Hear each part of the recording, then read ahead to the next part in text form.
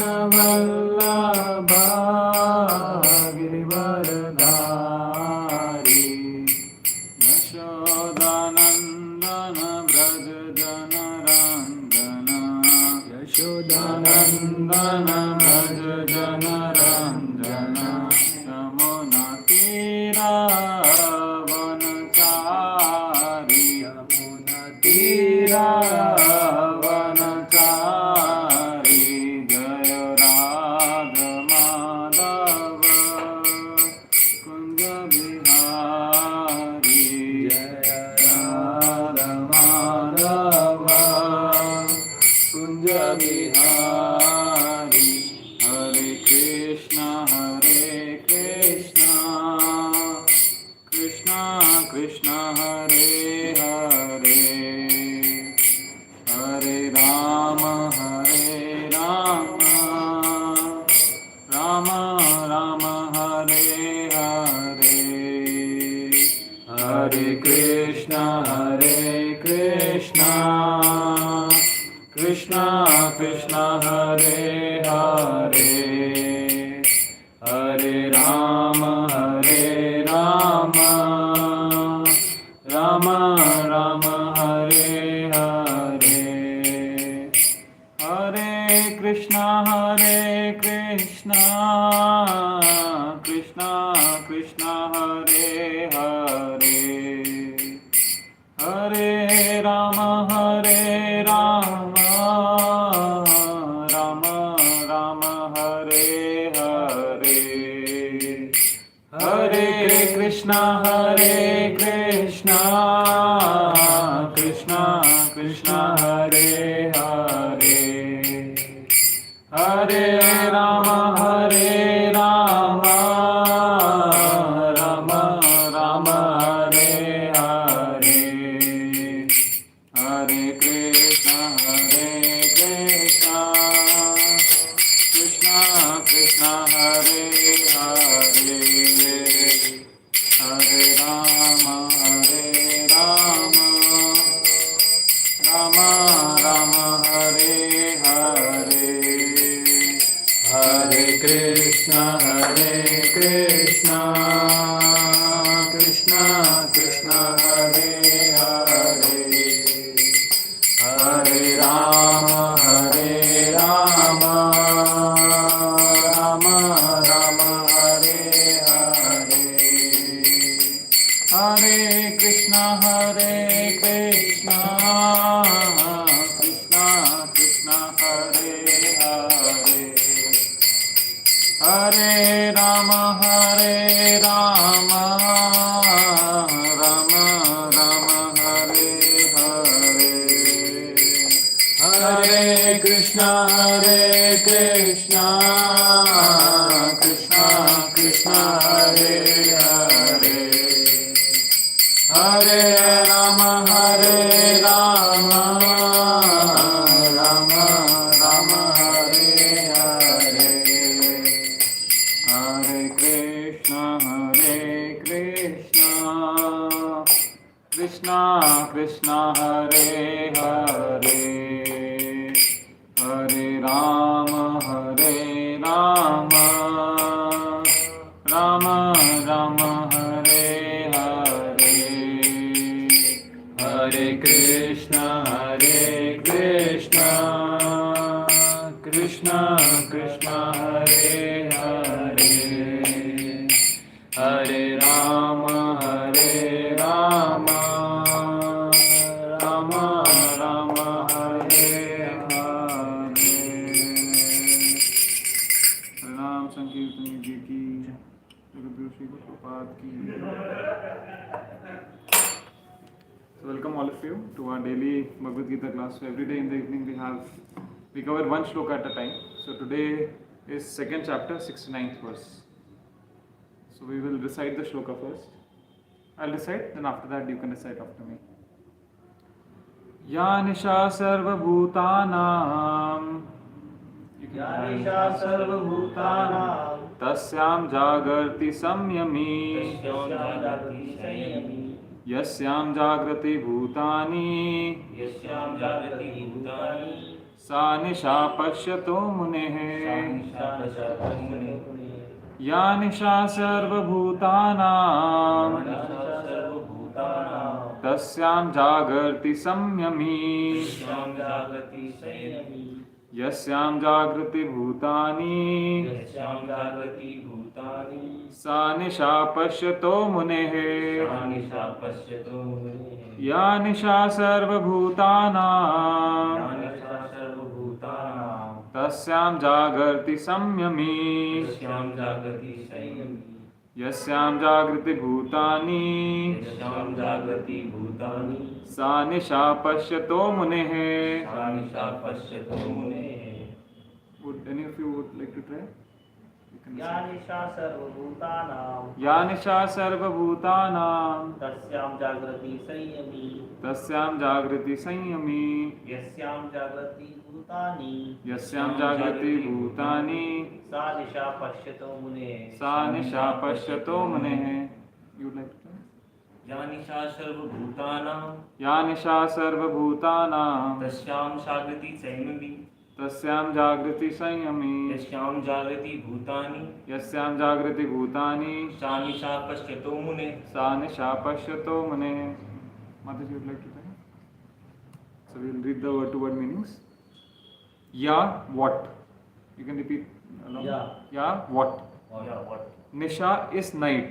Nisha is night Sarva, all. Serve Bhutanam, of living entities. भूतानां of entity Tasyam, in that. तस्यां in that Jagarti is wakeful. जागृति is wakeful Sanyami, the self-controlled. संयमी the self control Yasyam, in which. यस्यां in which Jagrati are जागृति are awake. Bhutani, all beings. भूतानि all beings Sa, that is. सा that is Nisha, night. Nisha night Pashyatah, पश्यत for the introspective. Munehe, मुने sage. sage What is night for all beings is the time of awakening for the self-controlled. And the time of awakening for all beings is night for the introspective sage. Purport by His Divine Grace A.C. Bhaktivedanta Srila Prabhupada ki jai. There are two classes of intelligent men. One is intelligent in material activities for sense gratification, and the other is introspective and awake to the cultivation of self-realization. Activities of the introspective sage or thoughtful man are night for persons materially absorbed. Materialistic persons remain asleep in such a night due to their ignorance of self-realization. The introspective sage remains alert in the night of the materialistic man. The sage feels transcendental pleasure in the gradual advancement of spiritual culture, whereas the man in materialistic activities, being asleep to self-realization, dreams of varieties of sense pleasure, feeling sometimes happy and sometimes distressed in his sleeping condition. The introspective man is always indifferent to materialistic happiness and distress. He goes on with his self-realization activities, undisturbed by material reactions. So we'll read a short Mangalacharan. So Mangalacharan are the prayers to our Gurujan and the Lord, so that we should be able to hear and speak properly, so that we can absorb the spiritual matter that we are discussing today. So you can repeat after me. Om Agyantimirandasya Jnananjana Shalakaya Chakshurunmulitam Yena Tasmai Shri Gurave Namaha. Nama Om Vishnu Padaya Krishna Prishtaya Bhutale Srimate Bhakti Vedanta Swami Niti Namine Swami Niti Namine Namaste Saraswati Deve Gauravani Pracharine Nirvishesha Shunyavadi Paschatya Deshatarine Vancha kalpatarubhyascha kripa sindhubhe evacha Vancha kalpatarubhyascha kripa sindhubhe evacha Patitanam pavanebhyo vaishnavebhyo namo namaha Patitanam pavanebhyo vaishnavebhyo namo namaha Jai Shri Krishna Chaitanya Prabhu Nityananda Shri Advaita Gadadhara Shri Advaita Gadadhara Srivasadi Gaura Bhakta Vrinda Hare Krishna Hare Krishna Krishna Krishna Hare Hare Krishna Krishna Hare Hare Hare Rama Hare Rama Rama Rama Hare Hare. Rama Rama Hare Hare. So we welcome you all to this today's class on Bhagavad Gita 2.69. We'll read the verse one more time and the translation. Ya nisha sarva bhutanam tasyam jagarti samsayami yasyam jagarti bhutani sa nisha pashyato munehe. What is night for all beings is the time of awakening for the self-control. And the time of awakening for all beings is night for the introspective stage. So quite a, I would say, perplexing verse. Like we have those tongue twisters or some mind twisters, right? So the verse is saying what is night for all beings is a time of awakening for the self-control, and the time of awakening for all beings is night for the introspective stage. So there are, I would say, two main considerations here in this verse. One is it is talking about night and it is talking about daytime. It is also talking about the self-controlled, and it is, on the other hand, talking about all beings in general. Alright. So now let's come to the concept of day and night. So day and night is something we experience every day, right? Now night and day are very, very different. Like they are just completely opposed to each other, as you can see in this image over here. Now, what do you think this verse is talking about? It is saying what is night for all beings is the time of awakening for the self-control. So of course this verse is talking about an introspective stage. So to give you some context, Bhagavad Gita has 18 chapters, and second chapter is considered to be the summary of the whole Bhagavad Gita. In the second chapter is when Lord Krishna starts speaking, and second chapter is when he actually starts imparting the knowledge of Bhagavad Gita to Arjuna. In first chapter, Krishna has not spoken yet. In the first chapter is just setting the scene, where Arjuna, he goes and sees the army of the Kurus, and then he surrenders to Krishna. He says that I don't want to fight. And second chapter onwards, Krishna starts telling him why you should fight. So in the first chapter, Arjuna places a lot of questions. Now in the second chapter, Krishna starts answering those one by one. In the process, then Krishna describes the whole process of that there is the spirit soul, that we are not the body, we are the soul. Then he describes then the soul can never die. Soul is eternal. Even though when we die, our bodies die, but then we don't die. We as a person live on. We go on to another body, we take another body after this. Then Krishna describes karma, he describes a lot of other things. Then Arjuna asks Krishna in verse number 54. So there are 72 verses in the second chapter. Generally it is divided into 4 sections. So this is the last section that we are on. The last section is from the 54th verse to the 72nd verse. This is called the Sthita Pragya Yoga section. So this is where this describes the qualities of a self-control. Like we say, right? Olden times, Rishi Muni hua karte the, right? But who is a Rishi Muni? Like who is a wise person? Who is a sage? So characteristics of a sage are described here. So in verse 54, Arjuna asks Krishna that how do I recognize a person who is self-controlled, who is self-realized, someone who has actually realized that he is a soul. Right now we don't realize that we are soul, right? We think we are the body. And daily, we take care of the body and all these things. But practically speaking, theoretically we might know that ki haan, andar ek atma hai, there is a soul inside, but practically we don't know. We still think we are the body only. And that's why, like, let's say if anybody dies, or we have this fear of death, because we think that if I die, I will not exist anymore. So Krishna clears all those doubts, and then after that Krishna describes a person who is self-realized. Then Arjuna asks him, how will I recognize such a person? How will I know about such a person? Then 55th verse onwards till 72nd, Krishna describes the characteristics of such a person. So Krishna has described a lot of things.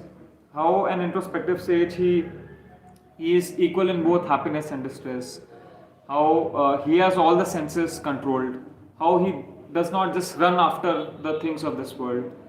What does he think about? Things like that. Then finally he comes and then he says Just three verses are remaining after this, the 70th, 71st, 72nd chapter, before the chapter closes. He says, what is night for all beings is the time of awakening, this thing, the night and day. Krishna gives the example of night and day. When we read this verse, what comes to your mind? Anyone? Let's say you're just reading the verse. I don't think it's Bhagavad Gita, just think it is written by someone. Maybe you read it in the newspaper in some advertisement. What comes to your mind? When all the human beings are sleeping, at that time the self-awakening is awake, right? Yeah, that's what everybody thinks. That's what the literary meaning is. So it appears like when everybody is awake during the daytime, the sage is sleeping, and when everybody is sleeping, the sage is awake. But Bhagavad Gita is a lot deeper than that. So now this is a metaphor that is used. So generally, if you read any literary work, right, there are a lot of literary instruments that are devised in order to convey some meaning. Like you might have heard of something called a simile. Simile is like an example which is given. Metaphor is something similar to a simile. Metaphor is when you give an example of something just to convey a meaning. So here the example of night and day is given. This is not to be taken literally. So what is the meaning of night and day? So the metaphor is for actually inactivity and activity. That is, it is referring to what are the kind of activities that a self-realized person performs and what are the activities that Bhutanam. So Bhutanam here generally refers to, in general, all the living beings. Now tell me what percentage of people in this world, that is all the Bhutanam, all the living beings, are searching after God? Any guess? Only human beings. Of human beings, yeah. Only human beings. But out of human beings, what percentage of people are searching after God? Maybe 10%, 5%. Okay. 5%, 10%. Any guesses? 5, okay. Let us hear what Krishna says. Krishna in the 7th chapter, he says, Manushyanam sahasreshu. He says that out of thousands and thousands and thousands of men, only one is actually trying to perfect his life. And out of thousands and thousands of people who have perfected their lives, only one knows Krishna in truth. That is, only one is a self-realized person. So yes, many people might be searching after God. It's not, I would say it's much lesser than 5 to 10%. It's like 0.00001%. So now there is a difference between searching after God and just being religious. Like a lot of people worship God, maybe not 10%, maybe even 50%, 70, 80%. But how many are actually searching for what is the meaning of life? Very few, very few. It's like who are ready to dedicate their lives, who are ready to, whatever it might take, I want to search out God. Very few are there.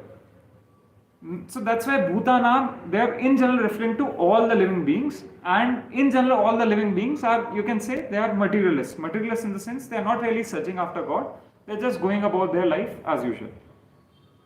So now, in this verse, we were talking about the domains of self-discipline and self-realization, right? So let's see, what do materialists think about self-discipline and self-realization? Let's say if you go to any person in your office or outside, if you tell them, why don't you every day start following some spiritual life, like start maybe get up early in the morning and maybe chant the names of Lord, or maybe do some arti at home. Now they'll say, it's a good idea, but then they'll say it's impractical, it's irrelevant for today's life. When I was back in college, one of my friends gave me Bhagavad Gita, and it was just, I was not reading it, it was lying in my room.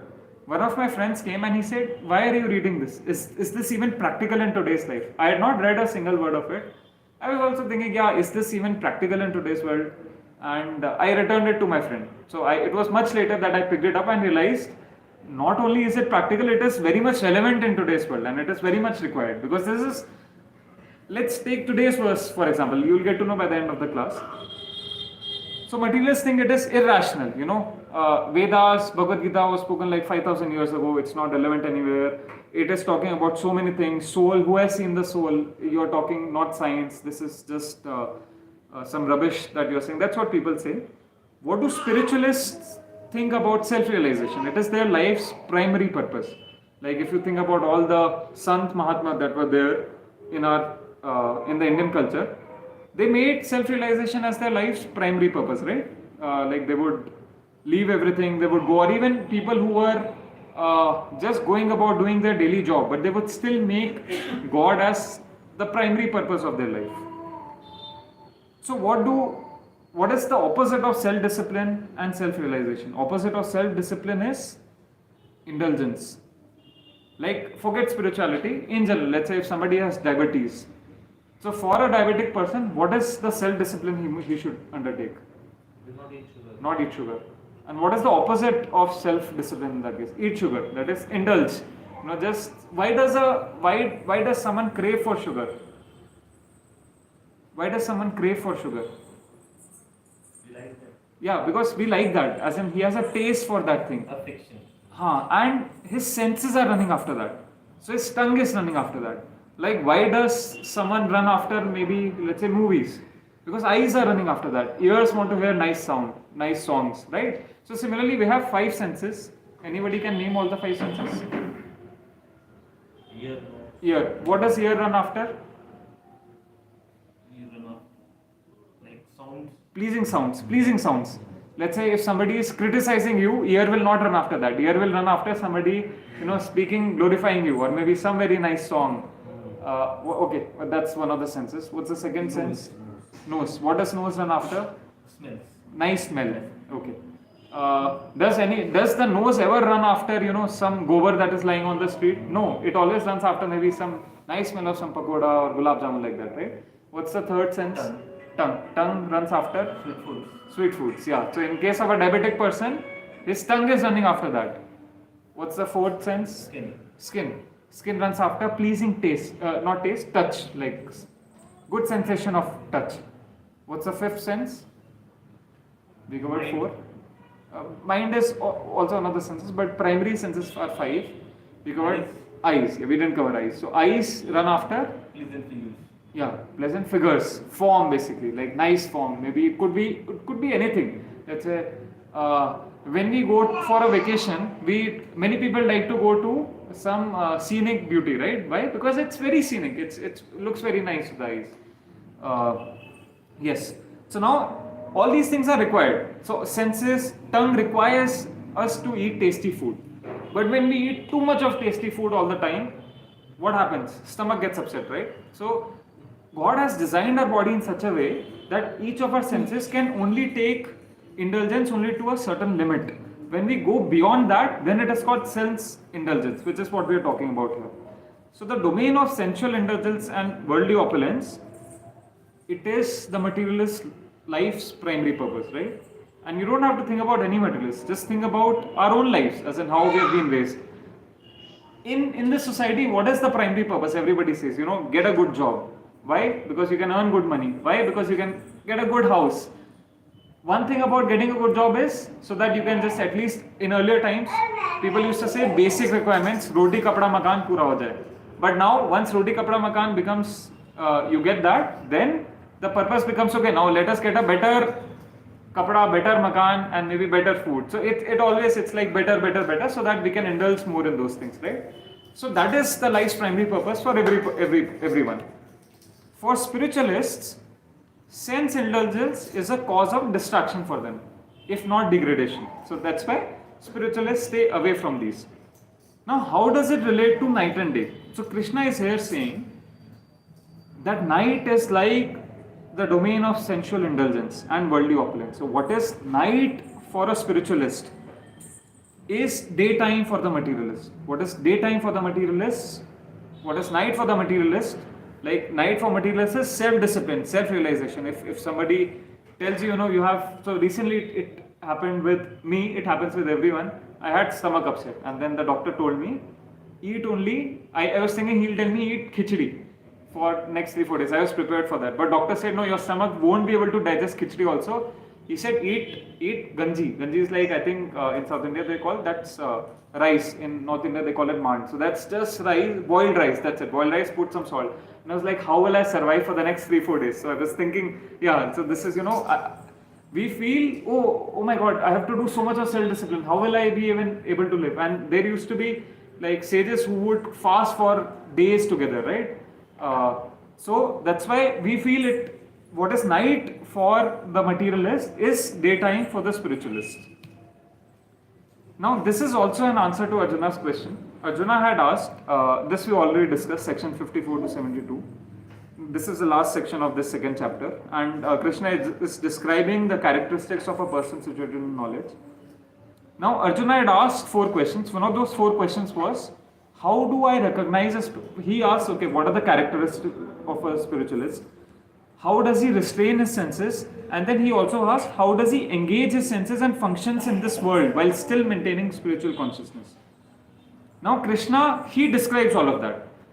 Now, naturally, one question would arise, like if a spiritualist is actually restraining his senses, then won't he actually get cut off from this world? Won't he become very different from materialists? Then Krishna himself answers that question. He says, yes, spiritualists and materialists, there will be a fundamental difference. Their activities will be different. You can't do about that. So that brings one very important concept or theme of this particular verse. That is, if you follow spiritual life, you are bound to be different from materialists. Because your fundamental activities will change, right? Your fundamental activities will change. So, but would that make you cut off from the world? Not necessarily. We'll discuss that in the next slide. But yeah, here Krishna is saying, you have to stand apart from the other world. Just like, let's say, army people, right? Army people, although they are still human beings, they are a part of the society, but they're still separate from the society, right? You can clearly make out. And that's a higher life that they've chosen. Similarly, spiritualists choose a higher life for themselves. Now coming to how do spiritualists, we are talking about how spiritualists are different from materialists in this way. But even you might think, okay, somebody, let's say everybody is following a religious life. So spiritualist, someone who has made God the primary purpose of their life, would fit into a religious society. That might not also be true. So there are, you might have heard of the term atheist. Atheist is somebody who does not believe in God. Theist is someone who believes in God. There is another term, transcendentalist. So transcendentalist is someone who is making God the primary purpose of his life. Now, even in a society of theists, a transcendentalist might be criticized. Can you think of any examples you might have heard of?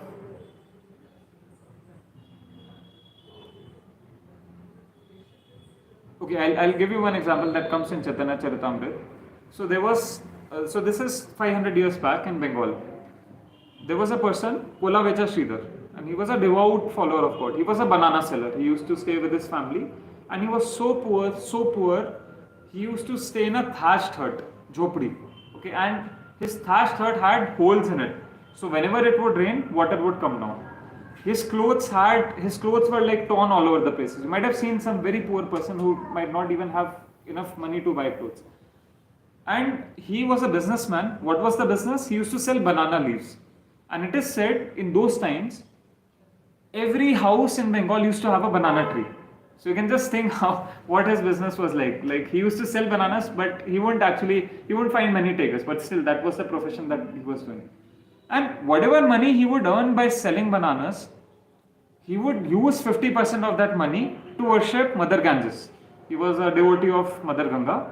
And in the night time, every day in the night time, he would sing a lot of bhajans, he would chant the names of Lord Hari in a very loud voice. So all the people around him used to criticize him. You are a big fool. Why don't you worship Mother Durga or maybe Parvati, or why don't you worship Lord Shiva? You'll at least get some money. You are uselessly wasting your time. You are uselessly, just searching after God. So for him, the primary purpose of his life was devotion to God. But other people around him were also religious. But they also believed in God. But for them, God was like an order supplier. God was like, okay, you have some problem in life, go to God, pray, and God will fulfill your desire. Right? So that's the difference between just being a surface level devotee and being an actual devotee of God. Now, so this verse is talking about even a transcendentalist might even have to stand apart in a religious culture also. So many times people, you might have heard, somebody just renounces his life, goes away, becomes a sannyasi. So people criticize him. But later on, maybe after 10 years, 20 years, 30 years, they would realize the value of that, and then they would accept him and maybe even respect him. Now, we have been discussing about, so much about spiritualists, materialists. So let's say you are a spiritualist, okay? You are following spiritual practices and all of that. Now, people might think that maybe this verse is discriminating against someone who's not following spiritual life. Let's say somebody in your office, somebody who's just going about his daily. So, what should be our attitude towards them? Any guesses? What Bhagavad Gita talks about that? Let's say you come across, what do people do generally? When somebody takes a spiritual life, what do people do?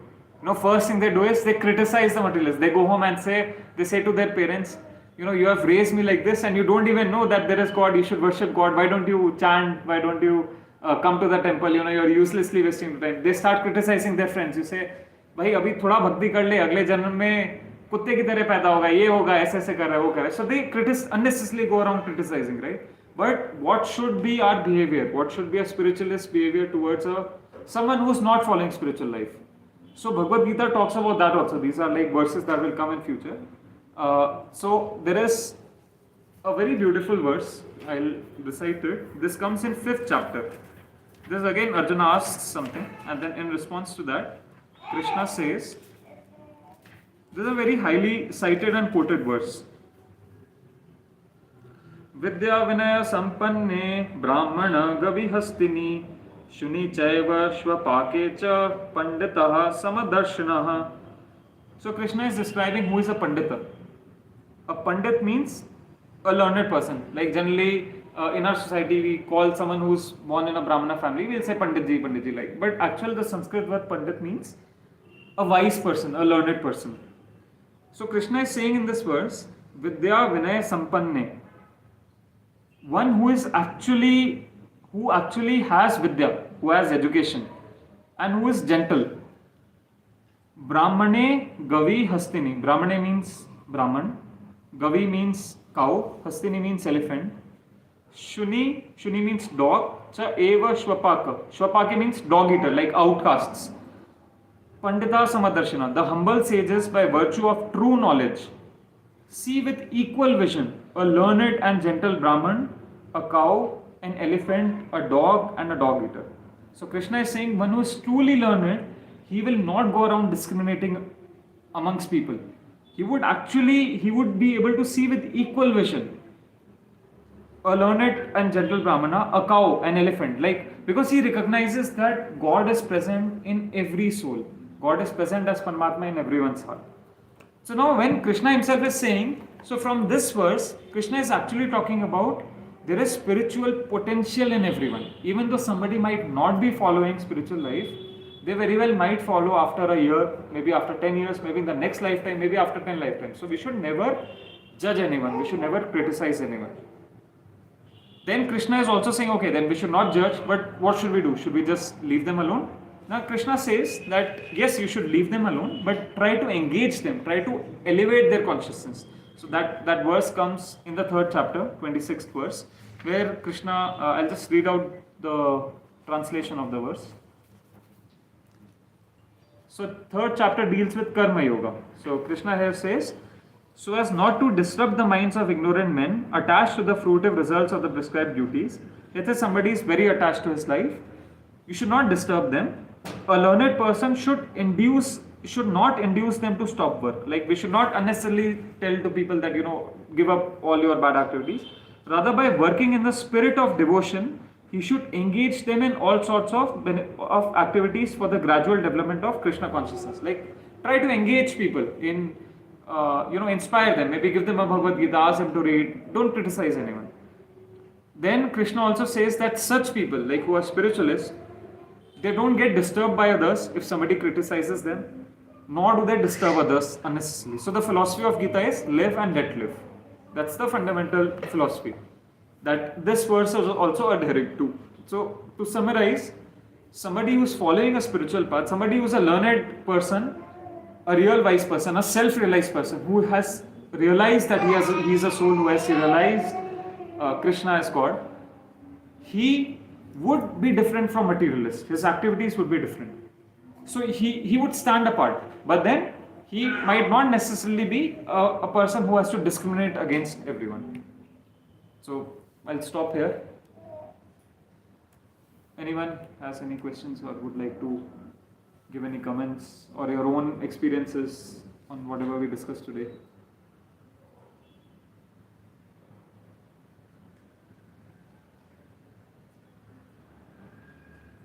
So we discussed primarily that all literary books employ many different kinds of devices in order to convey some meaning. So here Krishna is using the metaphor of night and day to denote activity and inactivity. And the verse, if you take it literally, it won't make a lot of sense.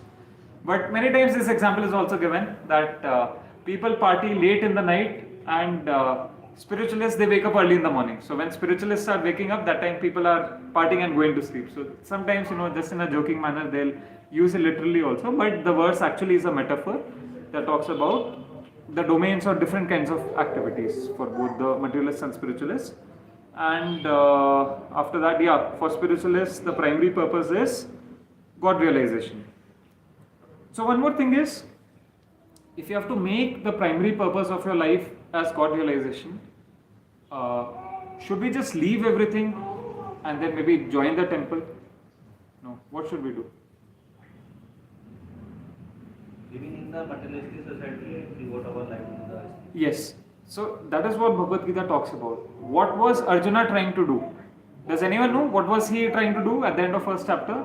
He was trying to leave the battlefield. He was trying to leave the battlefield, and what was he? He was leaving. What was he saying? What will I do after leaving? He's saying that everyone is going to die, my brothers, everyone is going to die, and it will be my fault only. Like, what will I do without my family? Correct. So those are the reasons.